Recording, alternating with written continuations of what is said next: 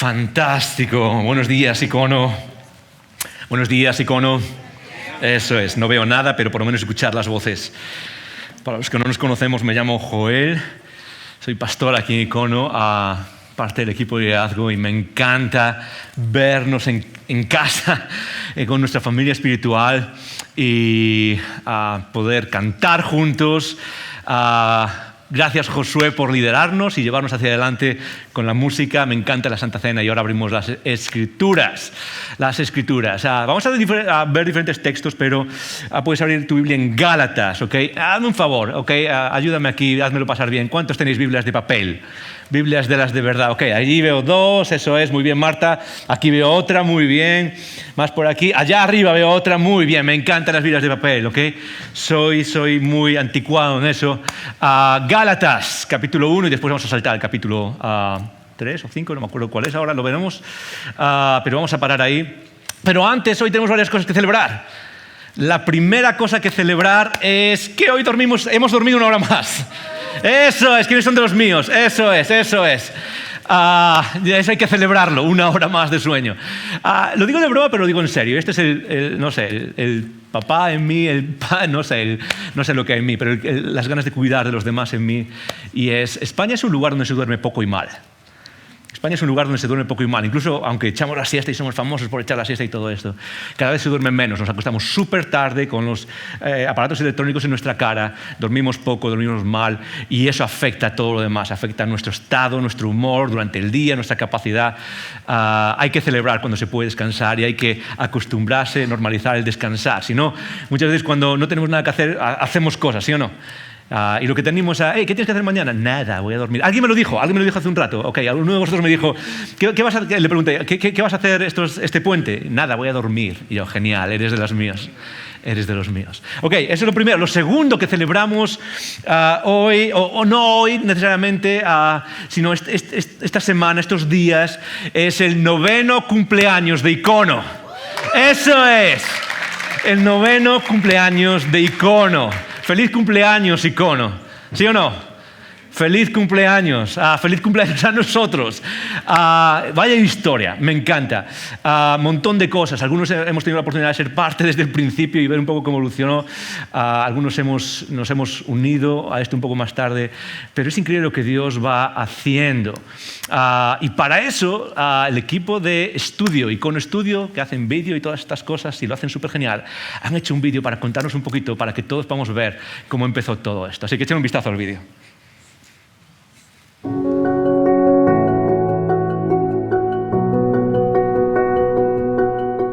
Creo que lo que primero celebramos juntos como comunidad fue el baby shower de Nora, porque Ami llegó a España embarazada de Nora y nos reuníamos en su casa, llegaba, ayudaba a arreglar un poquito el salón, encender las velitas, poníamos un poco la mesa y también es verdad que tenía un tiempito reservado para pues, un poco de charla, cómo van las cosas y demás.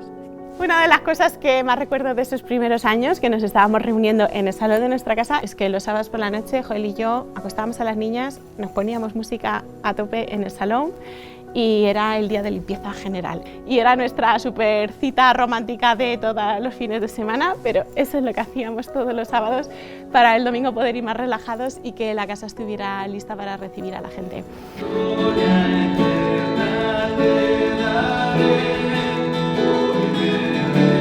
En este sitio, Work and Wi-Fi, me acuerdo que empezamos en una sala solo y me acuerdo que tiraron el tabique que separara dos habitaciones para que nosotros pudiéramos usar todo el espacio para las conversaciones. Hay mucho menos que montar ahí.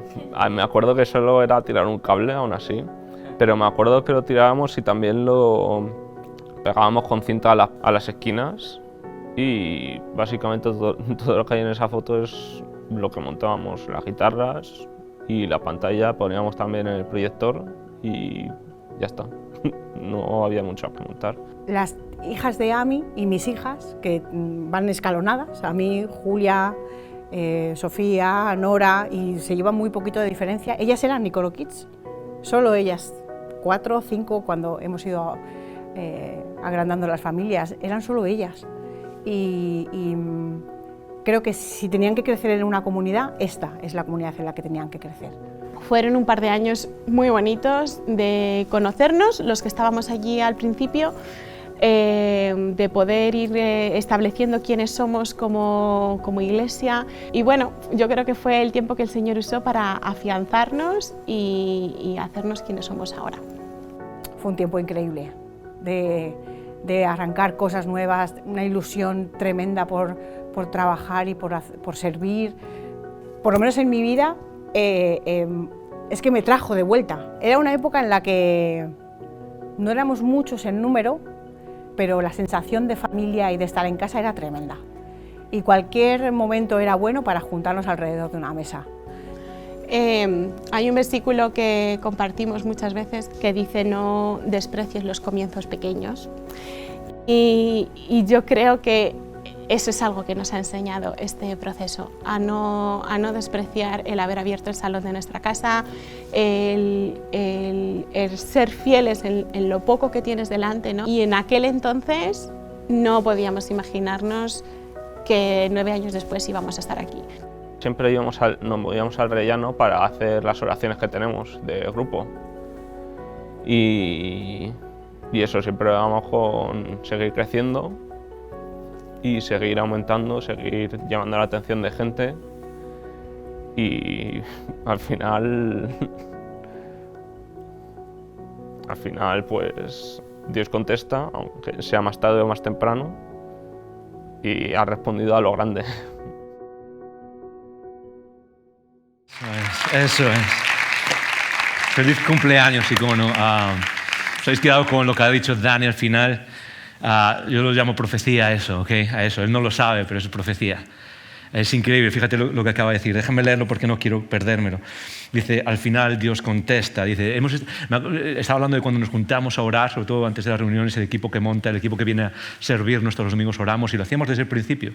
Y nos íbamos al pasillo y orábamos allí juntos en la entrada, y él dice, al final Dios contesta, sea más tarde o más temprano. Y dice al final, y ha respondido a lo grande. Y es cierto, Dios ha respondido de una manera que personalmente jamás me hubiese esperado, y eso me ha ayudado a conocerle. Pero eso es lo que quiero que todos experimentemos siendo iglesia. Es lo que Él puede hacer cuando dices, aquí estoy. Y Ami dijo una cosa interesante en el vídeo, que fue parte de nosotros desde el principio. Zacarías 4:10, Zacarías creo que es 4:10. Dice, Dios diciendo al pueblo, dice, no desprecies los días de los comienzos pequeños. Muchas veces queremos correr, y yo soy una persona que le encanta correr. No literalmente, no me gusta el deporte, pero me encanta avanzar. Y Dios es un Dios que puede hacer cosas increíbles cuando simplemente nos fijamos en lo que tenemos en la mano ahora mismo. Algunas de las cosas que visteis fue nuestro salón de casa. Ahora no sé dónde vivimos ahora, pero cuando empezamos era en el salón de nuestra casa. Y éramos unas 10 personas, yo no me acuerdo cuántos éramos, unas 10, 12 personas, quizás 10 personas. Y después de meses siendo de personas, yo dije, Señor, yo quiero... Un día por la noche, recogimos, era domingo por la noche, se fue todo el mundo, recogimos, y las niñas están en cama, me dice, y yo siempre me quedo después, porque la adrenalina está en el cuerpo, y está dando vueltas, y voy a cenar, y estaba en el salón dando vueltas, y estaba frustrado, y dije, Dios, yo quiero predicar a miles de personas. Y me dijo Dios, pues predica como si fuese lo único que tienes a estas 10 personas. Y lo demás es Él, solo Él. Y quiero retarte a que aprendamos juntos, quizás una lección, sea lo que sea que estás pasando en tu vida, esto no es el mensaje, ¿ok? Pero sea lo que estás pasando en tu vida, déjame retarte, no desprecies los días de los comienzos pequeños, de lo que Dios hace poco a poco, de lo que Dios hace que a veces apenas se percibe, esa transformación interna, el construir la familia, el luchar por lo bueno en este mundo, perseguir la virtud, enfocarnos en la belleza de este mundo. Nunca desprecies los días de los comienzos pequeños. Feliz cumpleaños, Icono. Ok, le damos un aplauso al Señor. 9 años, y estoy convencido de que, no sé el futuro, pero nos va a sorprender hacia donde Él nos lleva. Si cada uno de los que estamos aquí, si cada uno de los que consideramos esto nuestra familia espiritual, seguimos mirando con esa pasión y sobre todo con expectativa, Dios, ¿qué vas a hacer? Dios, ¿qué vas a hacer? Déjame decirte, no hay límite a lo que Él puede hacer cuando nosotros decimos aquí estamos, ¿ok? Muy bien, esa es la segunda cosa que celebramos. La tercera cosa que celebramos hoy a nivel mundial es el Día de la Reforma Protestante. De hecho, es mañana, el Día de la Reforma Protestante es mañana, pero lo celebramos hoy, y lo que vamos a hacer ahora, entonces en un rato, es abrir nuestras Biblias y charlar un poco acerca de esta idea de la Reforma Protestante. Es parte de nuestra identidad, es parte de lo que somos. Y hacerlo con aquellos que siguen esa misma tradición, siguen esa misma identidad cristiana, esa forma de seguir a Jesús, esa idea de la Reforma Protestante. Entonces lo que vamos a hacer es un pequeño paréntesis en la serie en la que estamos. La serie en la que llevamos 4 semanas se llama El hábito que hace el monje, y una serie sobre hábitos de vida espiritual y disciplina. Y la vamos a terminar la semana que viene, y me encantaría que todos estuviésemos aquí para retarnos con algo que creo que es súper importante. Y hoy quise hacer un paréntesis, ¿para qué? Para pararnos en esta idea de la Reforma Protestante.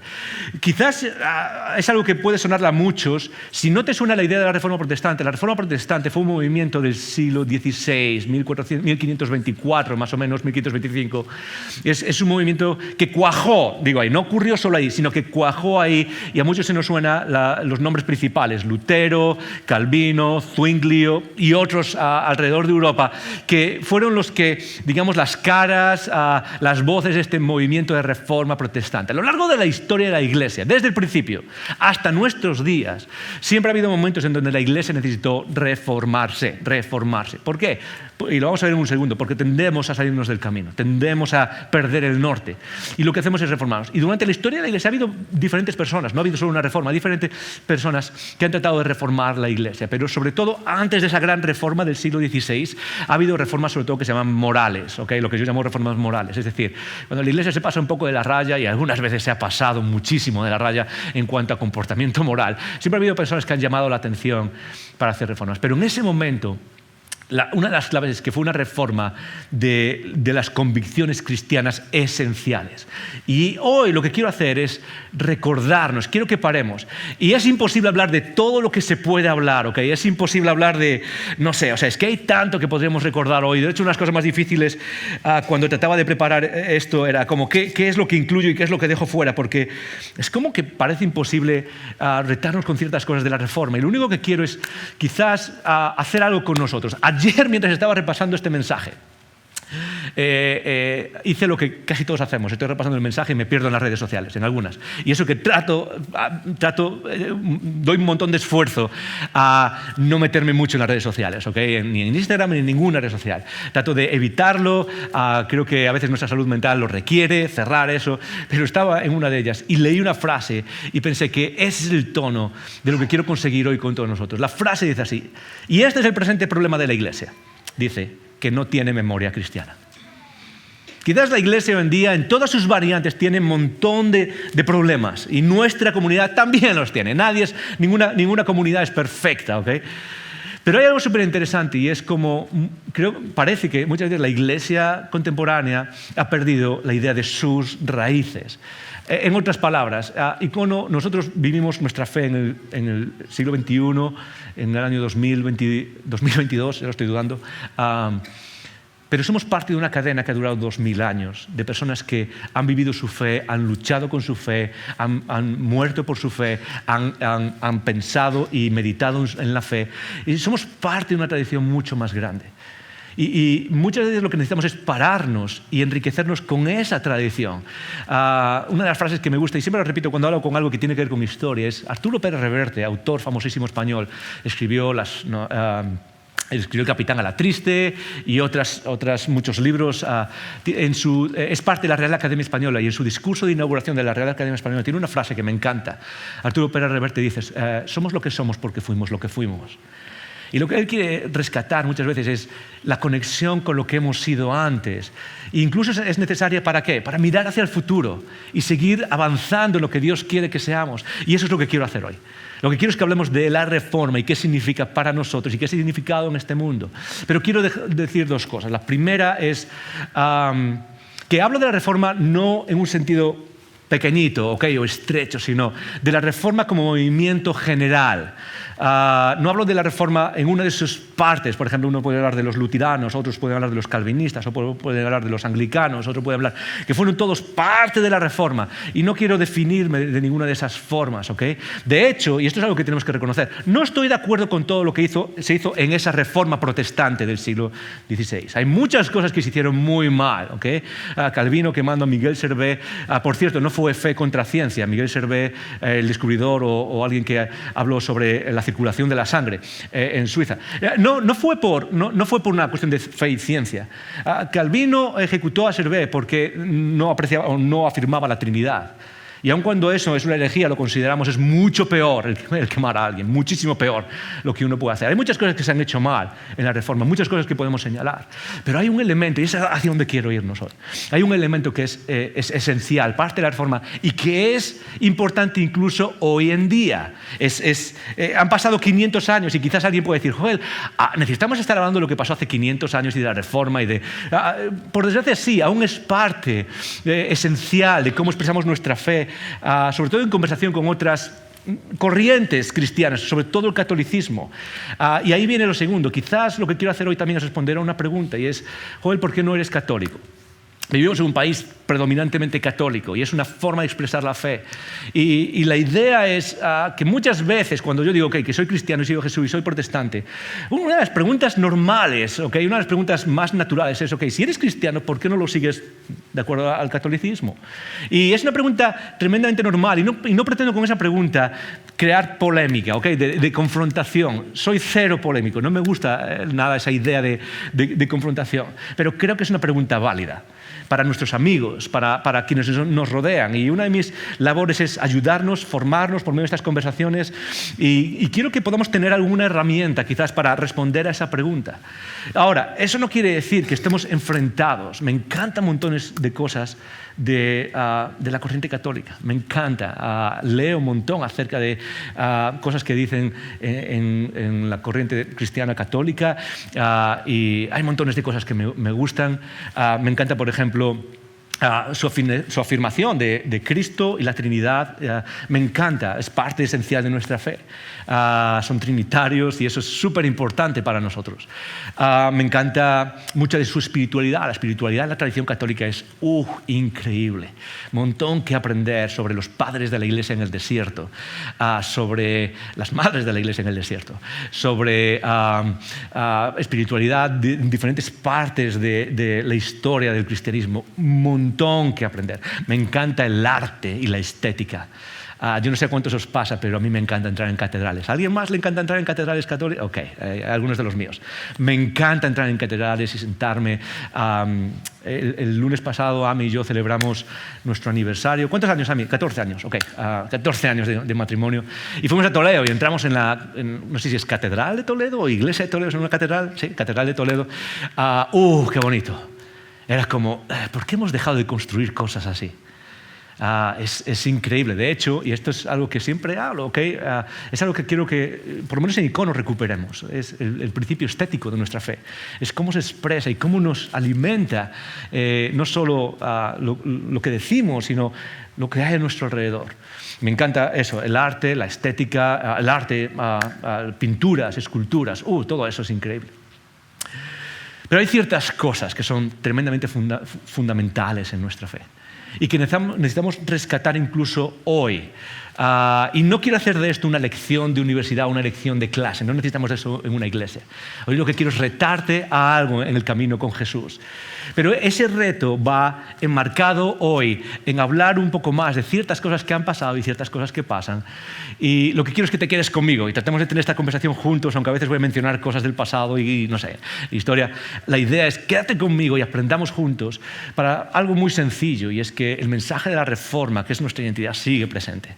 Y sigue siendo parte de quienes somos y sigue siendo esencial, creo. Incluso, y aquí viene la primera pieza un poco más seca, un poco más densa, incluso después de lo que se llama el Concilio Vaticano II. A lo largo de la historia, la Iglesia, sobre todo la Iglesia Católica, ha tenido muchos concilios, y de hecho para algunos el concilio, que es cuando vienen montones de líderes católicos y se juntan y hablan de doctrina y hablan de otras cosas.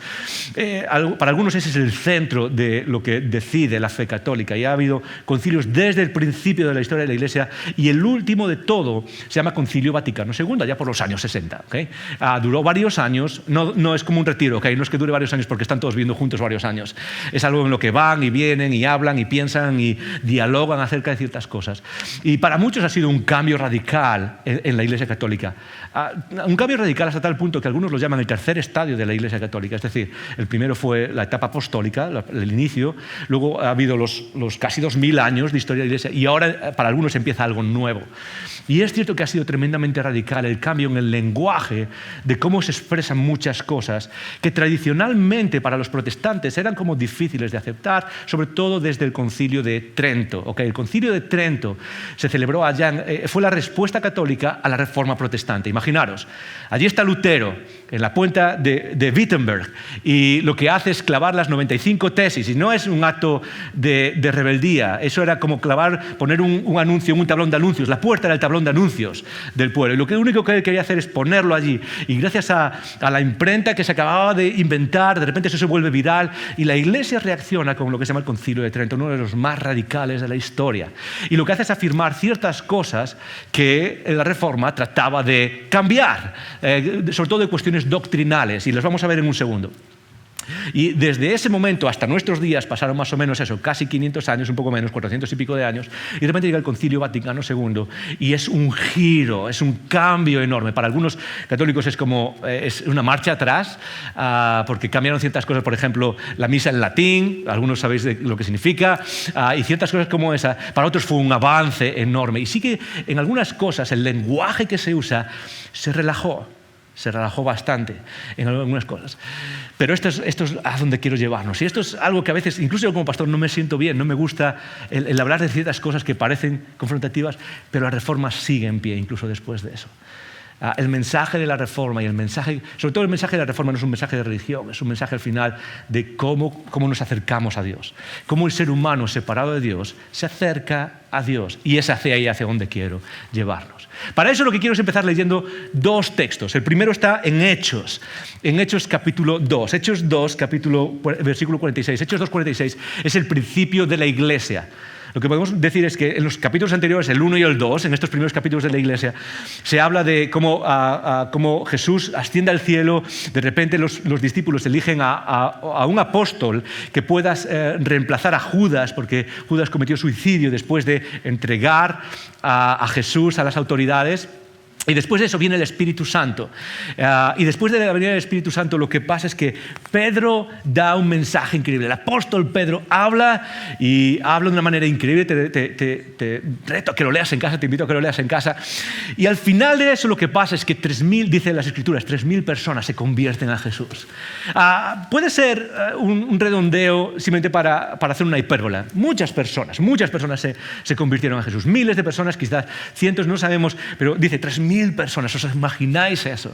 ¿Os imagináis lo que está pasando? Y ahí se forma la primera iglesia, ahí empieza. Y de repente Lucas, que fue el autor de Hechos, lo que hace es describir, hacer un paréntesis, hace una descripción de la vida de la iglesia. Okay, estas miles de personas que vienen, ¿cómo viven como iglesia? Y hace una descripción fundamental para nuestra vida. Si alguna vez has pensado, bueno, ¿qué es la iglesia? ¿Qué hace la iglesia? ¿Qué se supone que es esto que se llama iglesia? Está aquí, en estos dos versículos se resume. Voy a leerlo desde el versículo antes, que no está en pantalla, y luego paso al 41. Y otras muchas palabras testificaban y les exhortaba diciendo, sed salvos de esta perversa generación. 41. Así que los que recibieron su palabra, que es lo primero, fueron bautizados. Eso es lo primero, dan el paso del bautismo. Si tú has puesto tu fe en Jesús, lo siguiente que tienes que hacer es ser bautizado. Eso sí de sencillo, es el siguiente paso natural, y lo hacemos varias veces al año. Si quieres bautizarte, solo tienes que pasar en la página web, te apuntas y serás parte del próximo evento de bautismos. Y se añadieron aquel día como 3.000 personas a la iglesia. Esa es mi oración, que algún día Dios diga, hey, vamos a unir 3.000 personas a esta nueva comunidad en Madrid, 3.000 personas en España, así en un día. Y dice en el versículo 42, y esto es lo que hacían. y perseveraban en 4 cosas. En la doctrina de los apóstoles. Primero, en la doctrina de los apóstoles. Dilo conmigo, 1, 2 y 3. Venga, otra vez, que es súper importante. 1, 2 y 3. Segundo, en la comunión unos con otros. ¿Qué es la comunión? Muy fácil, es la relación. Una de las marcas esenciales de la Iglesia ha sido, es y será la relación, las amistades espirituales, el pasar tiempo juntos, regularmente, la comunión, el conocernos. No que tengas que conocer a todo el mundo a tu alrededor, pero sí que hay una sensación de comunidad, y de comunidad no solo aquí, sino en otros lugares como los grupos pequeños. Comunión uno con otros. Tercero, en el partimiento del pan. Y ese partimiento del pan, aunque era literalmente una comida, y por eso siempre hablamos de la mesa y de los iconogrupos y de reuniones alrededor de la comida, tiene un significado teológico, y es la celebración de la Santa Cena, el pan y el vino. Lo celebraban constantemente, y por eso alguna persona me pregunta, Joel, ¿por qué Icono celebra la Santa Cena todos los domingos? Y mi respuesta sencilla es porque es el centro de nuestra fe. Puede que no te lleves mucho del mensaje. Yo hay domingos que hablo mejor, otros domingos que hablo peor. Puede ser que lo haga mejor, pero lo que quiero que te lleves es el recuerdo del sacrificio de Cristo, si no te llevas nada más. Y no solo a los que quizás vienen por primera vez a visitar, sino todos nosotros, cada semana. Es el centro, es lo que ancla nuestra fe. Es el partimiento del pan. Y por último, en las oraciones, en orar unos por otros. Eso es lo que hacían. Hey, ¿puedo orar por ti? Sí. Hey, ¿cómo puedo orar por ti? ¿Cómo está tu vida? Ok, puedo orar por ti. No era simplemente un recurso, era parte integral de la vida de la Iglesia. ¿Has pillado qué es lo que hacían? Súper sencillo, ¿sí o no? No hay grandes cosas. ¿Qué es lo que actuaba la Iglesia? Hey, comunidad, escuchar la palabra de los apóstoles, comer juntos y orar unos por otros. Ahí lo tenemos, eso es la Iglesia. Y eso es a lo que nos invitamos, sobre todo en lo que llamamos iconogrupos, a esa rutina. A veces no es tan fiesta y tan grande, pero es parte esencial de nuestra fe. Ahora, quédate con lo primero que dice. No es casualidad que sea lo primero. Y perseveraban en la enseñanza de los apóstoles. Esa expresión, la enseñanza de los apóstoles, no es solo una expresión bonita, es uno de los anclas de nuestra fe. Nuestra fe está anclada no en cualquier idea que nos surge, sino en lo que aquellos que se llamaban apóstoles nos enseñaron. Los apóstoles, la palabra apóstoles significa en el original enviado, simplemente. Es alguien que es enviado y Jesús es lo que hacía, les enviaba a estos como líderes, como primeros para abrir camino con su mensaje. Y había 12 apóstoles que él escogió, luego está Pablo también como apóstol a los gentiles. Y eso es algo tremendamente especial, o importante. ¿Por qué? Porque eso es lo que asienta nuestra fe. Nuestra fe no simplemente son ideas que se nos ocurren, quizás de aquí como, ¿de dónde sacamos ciertas cosas? La idea de hecho, esto es un principio fundamental para toda nuestra vida. Recuerda bien, cada persona puede creer lo que le dé la gana en este mundo, ¿sí o no? Yo puedo venir y decirte que, yo creo que en realidad el pelo me lo cortan por la noche unos gnomos, ¿ok? Puedo creer cualquier cosa, yo puedo creer aquí y puedo venir y decir cualquier cosa. Lo más importante en la vida, sea lo que creas, incluso aunque no seas religioso, porque al final todos creemos cosas, es decir, vivimos por creencias basadas en autoridad, de lo he escuchado, lo he leído en ciertos sitios. Lo importante no es lo que crees, sino por qué lo crees. Eso es lo más importante de todo. A veces no podemos acceder a todas esas razones. Es lo que en filosofía se llama creencias principalmente básicas o creencias básicas, y no voy a entrar ahí ahora. Pero la idea es que a veces no podemos acceder a esas razones. Pero lo más importante no es lo que crees, sino por qué lo crees.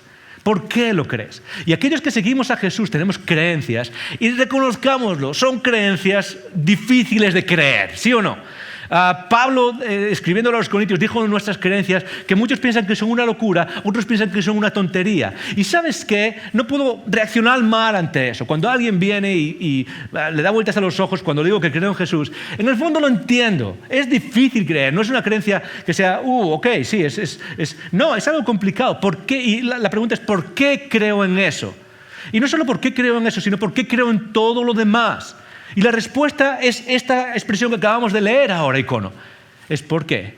Porque lo basamos en la enseñanza de aquellos que se llamaban apóstoles. ¿Y por qué en la enseñanza de los apóstoles? Muy fácil. Es porque ellos son, y en otras partes de la Escritura lo leemos, es porque ellos son como el fundamento sobre el cual se construye la Iglesia. Esos apóstoles nombrados por Jesús, esos 12 apóstoles. De hecho, se dice, el edificio se va construyendo sobre la enseñanza de los apóstoles y los profetas. Esas son las dos ramas, lo que ellos nos enseñaron. ¿Por qué creemos lo que creemos? Es porque ellos nos lo enseñaron, no porque yo venga aquí y diga cualquier cosa. De hecho, esa es una de las cosas interesantes de nuestra fe, es que yo no puedo venir aquí y decir cualquier cosa. Yo no tengo ningún derecho a decir, por muy bien que suene. Mi única responsabilidad es transmitir esta expresión, la doctrina de los apóstoles. ¿Y por qué ellos son tan importantes? Porque ellos tienen una función importante, esencial, única, irrepetible en nuestra fe. Muy fácil. Es por la misma razón por la que cuando escogieron porque ellos tenían un papel único. Fíjate en lo que dice, y no está en la pantalla, ¿ok? Pero es la elección del nuevo apóstol. Cuando Judas se suicidó, ellos escogen a un nuevo apóstol. Y lo que dicen es esto. ¿Cuáles son los criterios para escoger al nuevo apóstol? Decía, es necesario pues que de estos hombres de la iglesia original, que han estado juntos con nosotros todo el tiempo que el Señor Jesús entraba y salía entre nosotros, comenzando desde su bautismo hasta de Juan hasta el día en que entre nosotros fue recibido arriba, sea hecho uno testigo con nosotros de su resurrección. ¿Cuál es el criterio fundamental para ser apóstol? Y esto aplica a cualquier rama del cristianismo, porque hoy en día un montón de gente se llama apóstol y les encanta la autoridad que eres. Muy fácil, es haber sido testigo ocular de la vida de Cristo. Y aquellos que lo vieron con sus ojos, como dice Juan en su primera carta, lo que hemos visto, lo que hemos oído, lo que hemos escuchado, aquello que nos ha tocado, nos ha abrazado, aquel con quien hemos caminado, aquel con quien hemos compartido risas y lágrimas. Aquel es el que nos nombra, que lo hemos visto, lo hemos escuchado y nos nombra apóstoles y tenemos esa función. Por tanto, lo que creemos, aquello que creemos, muy fácil, se basa en la enseñanza de los apóstoles. Muy importante, la enseñanza de los apóstoles. Repite esa frase conmigo, 1, 2 y 3. Es hacia ahí, hacia donde vamos. ¿Sabes por qué? ¿Por qué es tan importante esto? Muy fácil, unos años después, unos 60 años después, de este momento, Pablo, el que se llamaba apóstol a los gentiles, escribe una carta increíble, una de mis cartas favoritas del Nuevo Testamento, la carta a los Gálatas. Y la carta a los Gálatas tiene un lenguaje único, es un lenguaje único. ¿Sabes por qué es un lenguaje único? Porque creo, y estoy hablando un poco de memoria, pero creo que es la única carta que no tiene una bienvenida positiva, profusa. Es como que Pablo tiene que escribir algo a estos Gálatas y tiene que escribírselos para... Es como hay algo tremendamente importante que tiene que decirlos. Y es algo tremendamente importante que tiene que decirles a ellos y a ti y a mí. Fíjate en lo que dice en el versículo 6. En el versículo 6 de Hechos dice esto, de Gálatas dice esto. Dani, ponga ahí Gálatas 1, versículo 6. Estoy asombrado de lo rápido que os habéis alejado del que os llamó por la gracia a Cristo. Eso es lo primero que tiene que decir. Estoy asombrado de lo rápido que os habéis alejado del que os llamó por la gracia de Cristo para seguir un evangelio diferente. Y ahora dice, hey, tranquilos, no que haya otro evangelio diferente, sino que hay algunos que os perturban y quieren pervertir el evangelio de Cristo. Ahora, esto es el principio de la iglesia. Y ya hay una comunidad en esta zona de Galacia, en esta zona de Turquía, que de alguna manera Pablo, apóstol, pilar de la fe, aquellos que nos cuentan de qué va todo esto que se llama la fe, tiene que escribirle a alguien y decirle, ok, ya hay un problema aquí, y es que os estáis apartando, porque hay gente que no lo entiende bien y hay gente, lo que en el Nuevo Testamento se llama falsos maestros, personas que enseñan cosas distintas, y había un montón de cosas distintas que se llaman enseñando, y Pablo está diciendo, estoy asombrado de lo rápido que os habéis apartado del camino recto, es decir, de la enseñanza de los apóstoles. Es increíble. Estos en apenas unos años ya están apartándose. Y eso es un llamado para ti y para mí en nuestra fe. Porque yo creo que esta idea que comunica Pablo es la misma idea que nos pasa a nosotros en nuestra fe, en nuestro caminar con Cristo. Que nuestra tentación, y quizás tú puedes examinarlo en tu propia vida, yo lo examino en la mía y puedo verlo diariamente. La tentación, lo natural que pasa en mí, no es seguir el camino fielmente y seguir los principios básicos que nos han enseñado los apóstoles y que han llegado hasta nosotros, sino lo más fácil es desviarme. Y eso puede ser en teología, es decir, en convicciones, en doctrinas. Lo más fácil es empezar a pensar cosas y luego es como, uy, ¿qué pasa? Esto se está desviando de aquello que nos enseñaron los que vieron a Jesús. Pero también puede ser en nuestra vida práctica, en cómo pensamos, en cómo enfrentamos la fe en el día a día. De repente empezamos a torcernos, a irnos hacia un lado, a lo que dice Pablo. Estoy asombrado de lo rápido que nos vamos del camino. Y no sé si eso es algo que experimentas, pero es algo que veo en muchísimas personas, en nosotros, en nuestra fe. que creemos en Jesús, en el que resucitó, y de repente estamos pensando en no valgo para nada. Y todos luchamos con esos pensamientos, pero en lugar de repetir el fundamento de nuestra fe, empezamos a irnos en nuestra vida y nuestra vida empieza a reflejar cómo no está anclada en Cristo. Es una tendencia normal, constantemente nos vamos. Por eso la práctica o volver a esa frase inicial, la idea de volver ¿a qué? A la enseñanza de los apóstoles una y otra vez. En otras palabras, volver a este libro una y otra vez. Volver a las escrituras que después se recogieron de lo que ellos enseñaron una y otra vez. ¿Por qué? Porque si esto le pasó a unos cristianos después de unos años o después de unos meses incluso, después de un poquito de tiempo, de que Pablo les hubiese explicado el Evangelio claramente, plenamente, como lo hace en Romanos y en otras cartas, imagínate lo que nos puede pasar a nosotros 2000 años después. Si no volvemos una y otra vez a la enseñanza de los apóstoles, Esta es la clave, Icono. Es que nuestra autoridad en la vida, tanto en doctrina como en práctica, como en vida de fe, es la enseñanza de los apóstoles. Es esa enseñanza.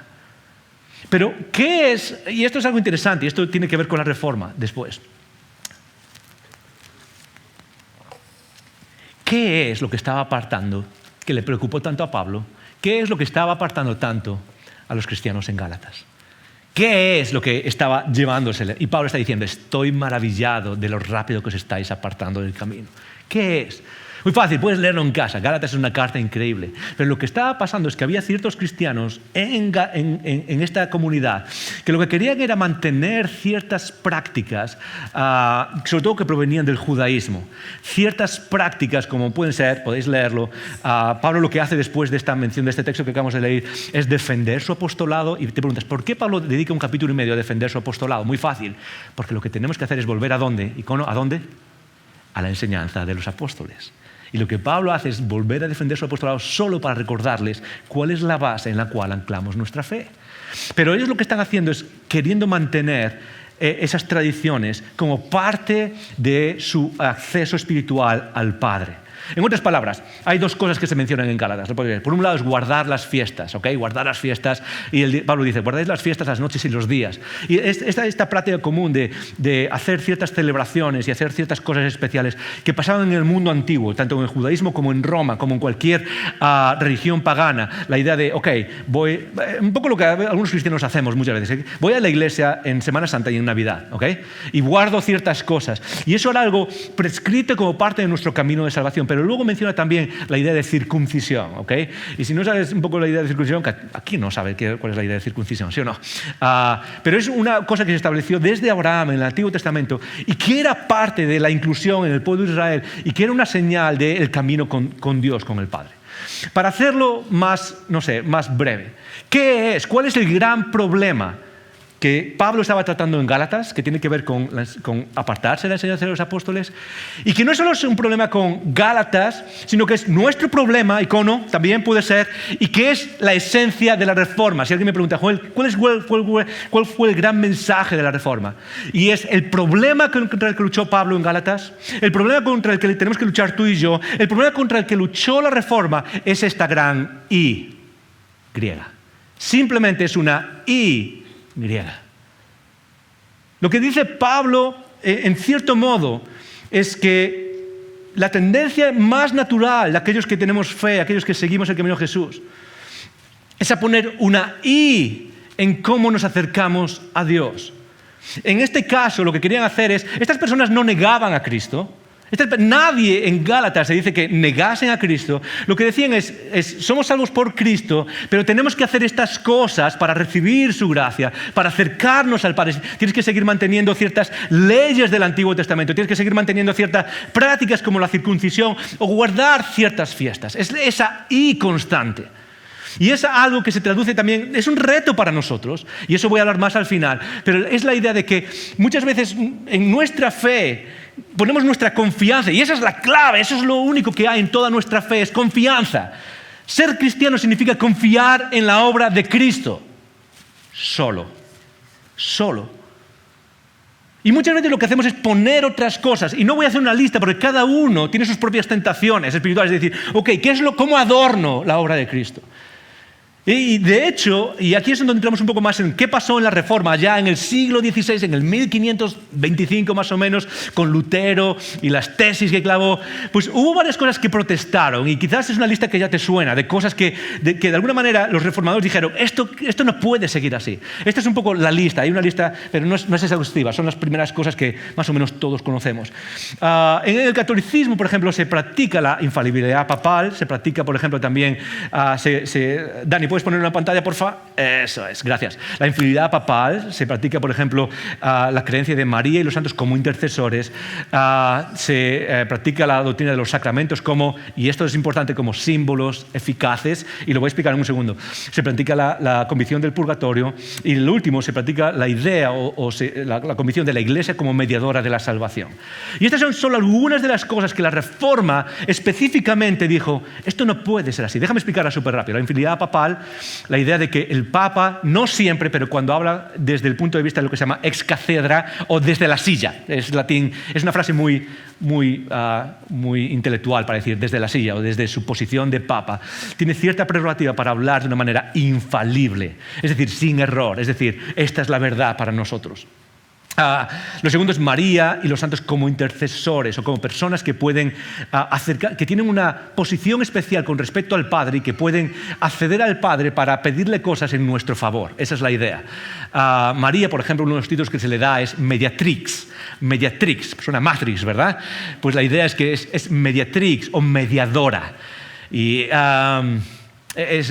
ahora voy a explicar un poquito más de eso. Los sacramentos como símbolos eficaces, la idea a lo largo de la historia fue surgiendo la idea de que estos sacramentos en la Iglesia Católica son 7, en la tradición protestante suelen ser 3 más o menos, sobre todo son los sacramentos, es el pan y el vino, es la confesión, es el bautismo, es ser ordenados sacerdotes, el matrimonio, son todos sacramentos. La idea es que son símbolos eficaces ¿de qué? ¿Qué quiere decir eso? Muy fácil. Hasta el Concilio Vaticano II, quédate conmigo, no te duermas por favor, hasta el año 1960 más o menos, el Concilio Vaticano II, los sacramentos eran causa de gracia. Esa es la idea, esa es la expresión que se usa, son causa de gracia. ¿Qué quiere decir eso? Que si tú quieres recibir la gracia de Cristo, ¿a través de qué tienes que pasar? A través de los sacramentos, de algunos, no de todos ellos, a través del bautismo, a través de la Eucaristía. Y ellos no son simplemente recuerdos, como creemos los protestantes, no son simplemente símbolos, sino que son causa de gracia. En el Concilio Vaticano se cambió el lenguaje. Y ya no son causa, porque eso suena, no sé, quizás es algo bastante directo.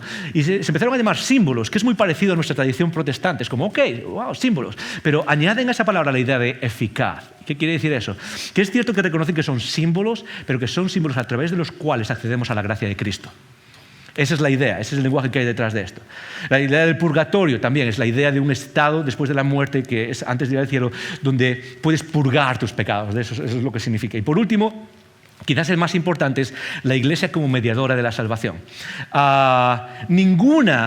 Y sé que lo que voy a decir a algunos les sorprenderá, quizás lo escucharán después, pero esta es la realidad, esta es nuestra convicción. Ninguna de estas doctrinas, ninguna de estas convicciones se fundamenta en las Escrituras, ninguna. Sí es cierto que hay textos que se pueden pillar, que suenan un poco, pero ninguna se fundamenta en, otra vez, la palabra clave de hoy es la enseñanza de los apóstoles. No lo digo yo eso, no es algo que solo digo yo, aunque lo creo. Por ejemplo, un autor famosísimo se llama Richard McBride, que escribió hace años un tomo enorme, se llama Catolicismo, donde explica el catolicismo después de Vaticano II, después de este gran concilio. Y lo que hace es explicar todas las distintas doctrinas y tal. Dice esto, por ejemplo, acerca de la doctrina, acerca de la Mariología, acerca de la doctrina de María como mediadora o intercesora delante del Padre. Dice esto: la creencia en María no se originó por evidencia bíblica, ni siquiera por testimonio patrístico, sino como una conclusión del así llamado argumento por conveniencia. Es una gran afirmación por parte de alguien que es católico. Decir, esto que creemos, esto que asumimos, esto que es central en nuestra fe, y de hecho es tan central que es difícil entrar en un ambiente, no sé, en una catedral que me encanta y no ver el papel central de María, él mismo reconoce, esto no se sacó porque las Escrituras digan nada acerca de María, no se sacó porque el testimonio patrístico es de los padres de la Iglesia que vinieron después de los apóstoles, que también se les da mucho valor porque ellos vivieron cerca de los apóstoles, sino como la conclusión del argumento por conveniencia. ¿Cuál es ese argumento por conveniencia? Por si a alguno le interesa, es muy fácil. Es porque es una idea coherente racionalmente, filosóficamente. Y esto es lo que está detrás de todo. Es muy sencillo. Las Escrituras dicen que hubo un primer Adán, y un segundo Adán, Cristo. Y lo que surgió, ¿de dónde surgió todo esto? Es muy fácil. Dicen, igual que hubo un primer Adán y hubo un segundo Adán, si hay una primera Eva, tiene que haber una segunda. Un poco más alto, ayúdame a predicar aquí. ¿Hubo una segunda? ¿Cuál es esa segunda Eva? Exacto. Eso es todo lo que hay detrás de eso. Es que suena bien, suena coherente. Y entonces de ahí sale la idea.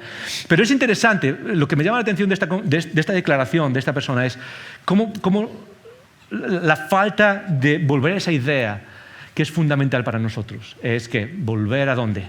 A la enseñanza de los apóstoles. Joel, ¿por qué es tan importante esto que estás hablando? ¿Por qué no podemos, no sé, ponerlo a un lado, en nuestra fe, o no sé, mirar hacia otro lado y ponerlo? ¿Por qué es tan importante? Pues es por algo que Pablo dice en Gálatas también. Y la frase, la hemos leído 1000 veces, pero lo que quiero pedirte es que leas la frase con nuevos ojos quizás y que trates de entender el peso de lo que está diciendo Pablo aquí. Porque Pablo en Gálatas, en el capítulo 5, en el versículo 2, dice algo súper interesante. Después de hablar de estas fiestas que hay que guardar, después de hablar de estas leyes que hay que guardar, algunos decían que hay que guardar de la circuncisión, Pablo dice esto en Gálatas 5, versículo 2, dice, «He aquí», o ese «he aquí» significa, presta atención a lo que te voy a decir, mira, presta mucha atención a esto. «Yo, Pablo, os digo que si os circuncidáis», es decir, todo eso que hemos añadido a Cristo, que queremos añadir a Cristo, ¿cuál es el problema con eso? Bueno, que no os va a ir muy bien, o ya no funcionan, o ya no valen. No. Pablo tiene algo mucho más duro que decirnos. De nada os aprovechará Cristo.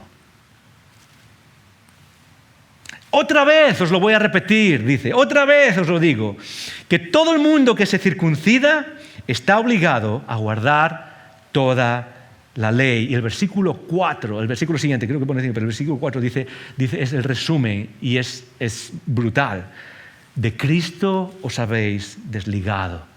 De Cristo os habéis desligado. Los que por la ley os justificáis, de la gracia habéis caído. Palabras duras. Duras. Advertencia para los primeros, advertencia para nosotros, y casi clave de la Reforma. Porque lo que está diciendo Pablo aquí, y ese es el mensaje para todo el mundo, es una fórmula, podemos ponerlo de esta manera en pantalla, es que si a Cristo tratas de añadirle algo, lo único que resulta es sin Cristo. Si a Cristo y lo que Él hizo y el acceso a lo que Él hizo por la fe, es decir, por confianza, Cristo, confío en ti, ya está. Si a eso tratamos de añadirlo algo, sea lo que sea, lo único que haces es quedarte sin Cristo. Palabras duras de Pablo. Palabras duras para todos nosotros. Para ese extremo cuidado que tenemos que tener, y quizás ese extremo cuidado que tuvo la Reforma en luchar ciertas cosas que se estaban añadiendo en la iglesia. Y se puede debatir de qué papel juegan o no, pero una cosa que aprecio, y esto hay que apreciarlo, es que es posible que la Reforma se fue hacia el otro lado en negar cualquier posibilidad de esa Y. Pero creo que si hay que irse hacia un lado o hacia otro, por lo que veo que dice Pablo aquí, lo mejor es irse a ese lugar donde Cristo, en nuestro centro de confianza, que eso es lo que significa tener fe, está solo. No solo primero, ¿ok? Porque en muchos casos lo que hacemos es ponerlo primero y luego hay otras cosas. Y lo que hizo la Reforma en la lucha con lo que estamos viendo, con añadir esa Y, con añadir esa idea de completar con algo, incluso a veces solo en la forma en la que hablamos, solo en la forma en cómo expresamos cosas, vamos poniendo cosas alrededor de Cristo. Lo que hizo la Reforma fue gritar un solo. No es un y, es un solo. Y de ahí vienen las 5 grandes claves de la Reforma. Solo Cristo. Solo por gracia. Dani, ponlo en pantalla, por favor. Solo por la fe. Solo a Dios la gloria. Solo basado en las Escrituras. Los 5 grandes solas de la Reforma. ¿Por qué son tan importantes? Pues muy fácil. Es porque la tendencia natural, vuelvo a repetirlo, es apartarse. Es salirse de ese fundamento de los apóstoles. Y constantemente lo que hacemos es tender a apartarnos tanto en nuestra teología o nuestras doctrinas como en la práctica y añadir ciertas cosas, tratar de completar ciertas cosas que nos den un sentido de control. Ok, Él hizo esto, Cristo hizo esto, pero yo tengo que hacer esto también. Y me da un sentido de practicar, que al final es la base de toda religión humana, es el hacer algo que me dé cierta sensación de yo estoy haciendo algo para mi salvación. Y ante esa tentación, aunque solo sea una tentación, la Reforma dijo, no es un y, es un solo. No es ponerlo primero y luego lo demás, no, es que Cristo está solo. Y de esas 5 solas, por cierto, y esto es un detalle histórico, nadie en la Reforma escribió estas 5 solas. Esto fue algo que se recogió después para resumir lo que los reformadores habían enseñado. Pero es algo que llega de una manera increíble. ¿Cuál es el centro? Es solo Cristo salva, no Cristo y ciertas prácticas. Es solo por gracia, no por gracia y ciertas cosas que practicamos. Es solo por la fe, es decir, por poner la confianza, no solo por la fe y ciertas prácticas que hacemos. Es solo a Dios la gloria. Y esto es súper importante en la Reforma. Solo a Dios la gloria está en contra de darle a Dios la gloria y también a ciertos líderes o a la iglesia o a alguien especial. Y jamás deberíamos tener un ser humano como alguien especial. El único ser humano especial fue Cristo. Los demás estamos todos de rodillas en el mismo lugar. El único especial es Cristo. Los demás, incluso la iglesia como tal, somos un conjunto de personas redimidas que siguen necesitando la misma gracia. Y por último, y esto es a donde quería llevarnos hoy, es de lo que hemos estado hablando hoy, es solo basado en las Escrituras. ¿Por qué? Y permitirme explicarlo un poquito más. Y tiene que ver con eso de separarnos muchas veces. Porque a lo largo de la historia las personas conocemos las cosas de maneras distintas. Una de ellas, por ejemplo, por razón, deducimos cosas. Decimos si A, entonces B, entonces C, entonces esta es la conclusión. Pero hay otra forma de conocer cosas y es por medio de revelación. Yo puedo conocer a algunos de vosotros por deducción, es decir, os veo y digo, pues deduzco que esta persona es así, es extrovertida, es así, lo deduzco. Pero también puede haber otra forma de conocer a algunos de vosotros, a alguna persona, y es porque me lo contáis, eso es revelación.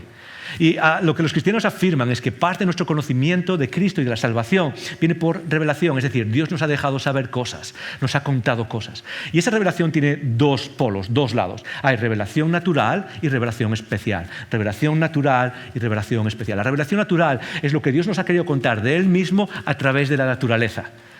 Cualquier persona puede observar la biología humana. Puede observar el universo, puede observar el comportamiento animal, el de las plantas, la estructura de la naturaleza, el propósito que sigue, todo puede observar ciertas cosas y decir, wow, aquí hay un creador detrás de todo esto. Eso es parte de lo que dicen las Escrituras, cuando por ejemplo en el Salmo, creo que es el Salmo 119, dice, los cielos declaran la gloria de Dios.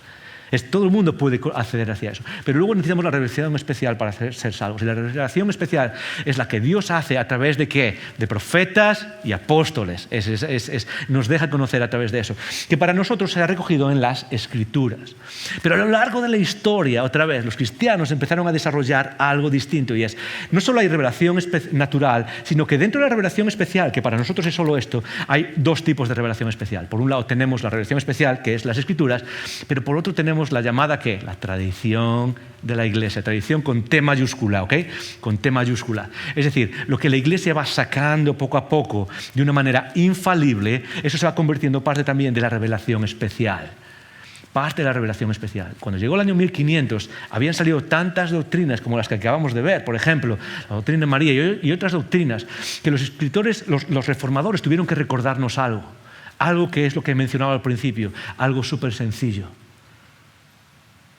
La única forma de conocer la obra salvadora de Cristo es volviendo ¿a qué?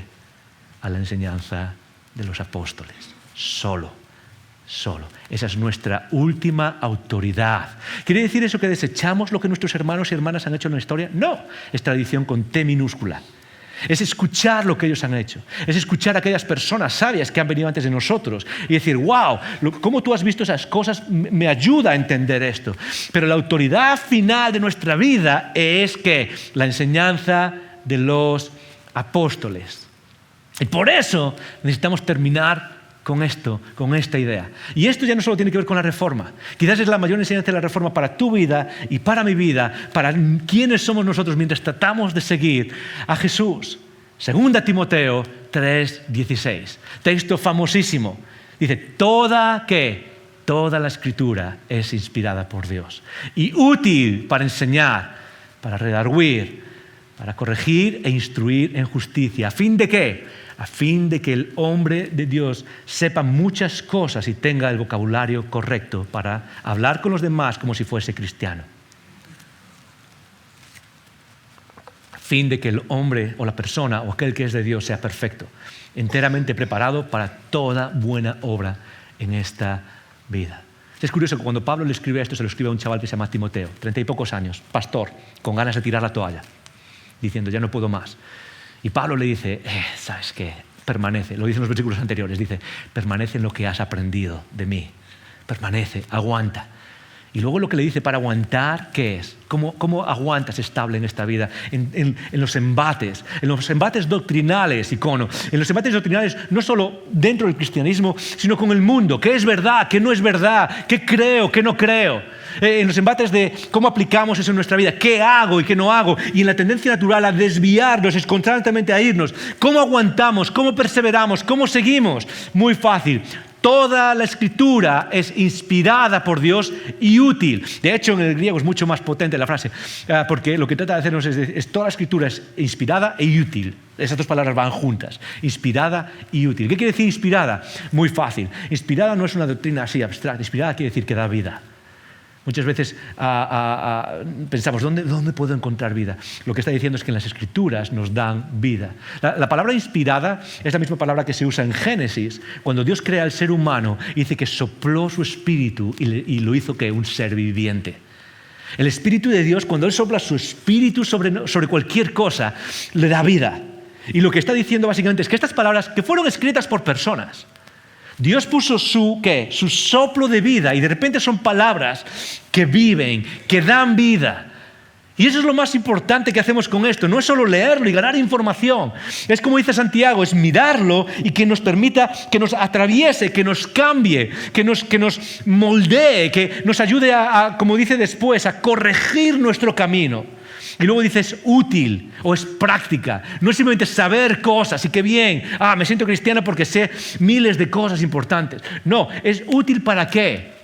Dice, en primer lugar, para enseñar. Es decir, otra vez, ¿de dónde sacamos nuestra doctrina, nuestras convicciones? Volvemos a la enseñanza de los apóstoles. En segundo lugar, es para redarguir. Redarguir es una palabra que ya no se usa, nadie la usa. ¿Alguien ha usado redarguir esta semana? Okay, nadie usa redarguir, muy bien.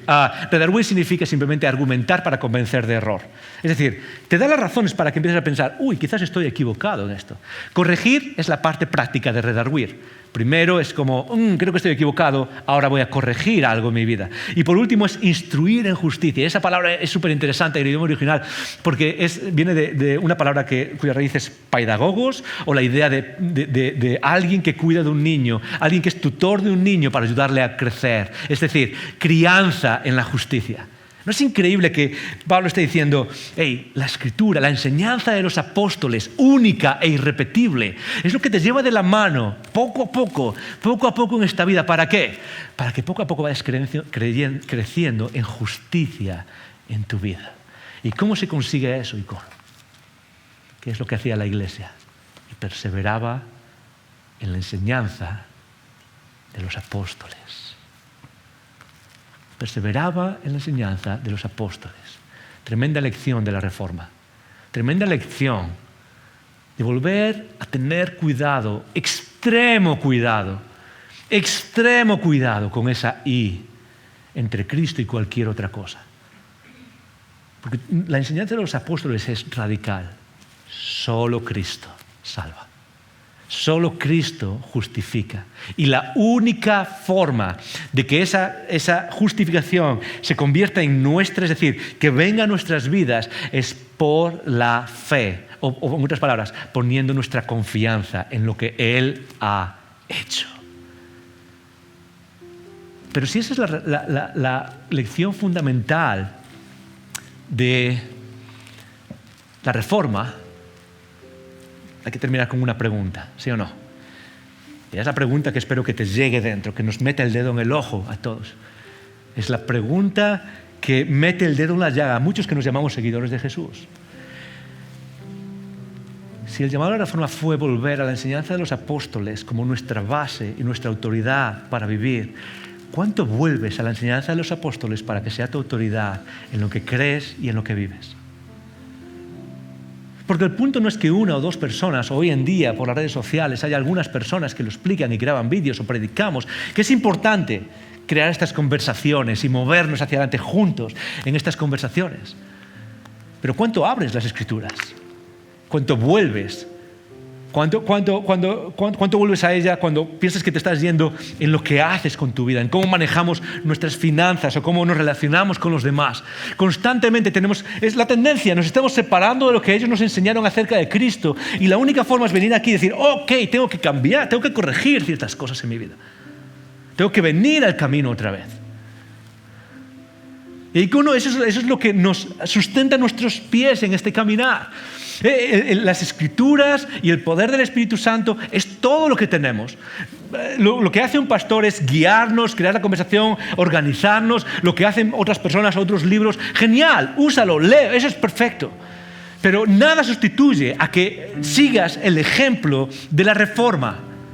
Y para poder mantener a Cristo en el centro y la confianza solo en Cristo y apropiarte de esa justificación y esa vida que viene solo de Cristo y su sacrificio en la cruz, es volver una y otra vez ¿a qué? Otra vez a las enseñanzas de los apóstoles. Una y otra vez volver aquí, una y otra vez. Oye, pero es que ya he leído este libro muchas veces. Vuelve otra vez. ¿Sabes por qué? Porque necesitas volver tantas veces como tendemos a apartarnos. Y si tenemos que apartarnos constantemente, necesitamos volver constantemente. Y quizás si hay un reto para nosotros, sí, podemos hablar de la Reforma protestante y de lo que significa en cuanto a ciertas doctrinas que no creemos que sean ciertas en otras tradiciones. Genial, hablemos de eso. Pero hablemos también de nosotros. Sola Escritura es mi autoridad. Icono. Mi oración por ti y por mí es que el mundo nos conozca. Quizás no porque tengamos todas las respuestas. De hecho, la mayoría no tiene todas las respuestas, ni siquiera para compartirlo con los demás. Pero sí como personas que vuelven a la enseñanza de los apóstoles una y otra vez. ¿Para qué? Para que tu vida sea firme, para que tu vida sea estable, para que tu vida no se vaya hacia un lado o hacia el otro. Porque la vida va a tratar de atraparte, va a tratar de moldearte, va a tratar de llevarte hacia un lado o llevarte hacia el otro. Para algunos significa, en términos de relaciones, cómo corrijo ciertas relaciones. Para otros es ciertas convicciones cristianas. Creo que tengo que cambiar cierta forma de creer y de acercarme a Dios. Para otros es quizás, no sé, es cómo manejamos nuestra vida laboral, que para algunos es como nos atrapa, nos domina. Para otros es quizás, no sé, cómo enfrentamos el futuro, quizás con miedo, quizás con ansiedad. Sea lo que sea que significa para ti. El mundo constantemente va a tratar de llevarte hacia un lado o hacia otro y va a tratar de crear ciertas doctrinas en tu cabeza o en tu mente o en tu vida que no se corresponden con ¿qué? Con la enseñanza. Necesitamos volver a esto. Y eso es lo que sueño, oro para nosotros.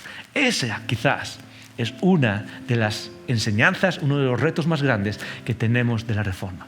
Y hoy, mañana, cuando te levantes, mientras celebramos a aquellos que cuajaron la Reforma protestante, quizás una de las cosas que podemos recordar es: Padre, necesito volver a las Escrituras.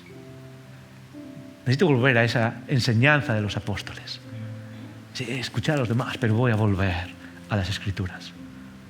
Ayúdame a volver, frase clave, a la enseñanza de los apóstoles. Padre,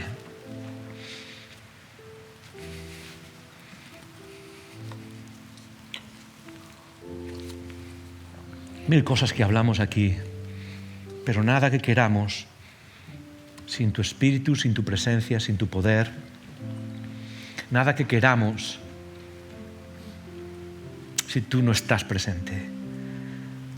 Y Padre, lo primero que queremos hacer es darte gracias por haber establecido un fundamento tan seguro en esa enseñanza apostólica y profética, única, irrepetible. Pero quizás necesitamos confesar, como hablamos hace unas semanas, que tantas veces ponemos esa enseñanza apostólica a un lado La ponemos encima de la estantería.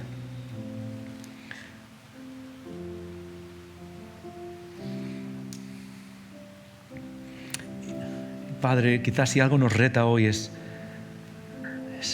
a volver a ese lugar donde tú nos ayudas a permanecer, a tener ánimo en nuestra fe, a alimentarnos. Y es lo que queremos pedirte para terminar. No que nos sintamos mejores que nadie porque seguimos un movimiento reformado, sino que tú nos lleves a ese lugar que has puesto para nosotros como una base firme. Ayúdanos a volver una y otra vez a la enseñanza básica, única. No nos dejes desviarnos del camino. Gracias, Padre, te pedimos, te damos, por aquellos que caminaron antes que nosotros. Y quizás hoy recordamos su memoria. Tantos que predicaron este mismo mensaje del que estamos hablando ahora y que quizás pagaron con sus vidas. Pagaron con ser exiliados. Pagaron con ser rechazados. Pagaron con ser ninguneados. Y quizás hoy estamos aquí, cientos de años después, aprovechando su fuerza, su valor en lo que tú hiciste con ellos. Padre, permítenos caminar un camino parecido y que las generaciones futuras quizás miren atrás y quizás digan de nosotros: estas personas se asentaron en la enseñanza de los apóstoles. Amén.